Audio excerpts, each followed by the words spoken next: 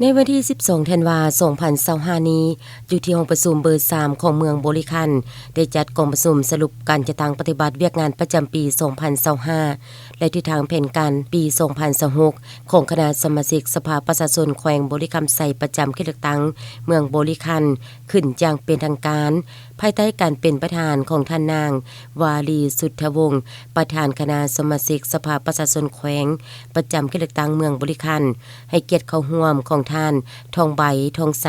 รองเลขาพรรคเมืองประธานคณะกรรมการปกครองเมืองบริคันมีบรรดาท่านคณะประจำพรรคเมืองกรรมการพรรคเมืองหัวหน้าและห้องการตลอดฮอดเลขาพรรคบาลเทศบาลเข้าร่วมในพิธีดังกล่าวท่านนางวาลีสุทธวงศ์ได้ให้เกียรติกล่าวไขกองประชุมอย่างเป็นทางการพร้อมทั้งรับฟังการเผยแพร่มติเลขที่ 01 ทับคปจลงวันที่ 4 มังกร 2023ของคณะประจำสภาประชาชนแขวงว่าด้วยการจัดตั้งและเคลื่อนไหวของคณะสมาชิกสภาประชาชนแขวงประจำเขตเลือกตั้งเมืองจากนั้นท่านอาจารย์ขัวเฮอไฟเซียรองประธานคณะสมาชิกสภาประชาชนแขวงประจำเขตเลือกตั้งเมืองบริคันก็ได้ขึ้นผ่านห้างบทสรุปการเคลื่อนไหวเวียกงานประจำปี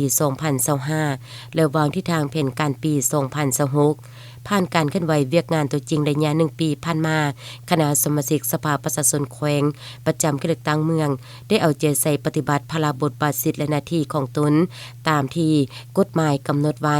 ด้วยความรับผิดชอบสูงสามารถได้ผลสำเร็จหลายด้านในตอนท้ายของกองประชุมประธานกองประชุมก็ได้ตั้งคำถามโจจีมให้ทิศสินำประกอบคำคิดคำเห็นอย่างกงไปกงมาพร้อมทางโอลมเติมอีก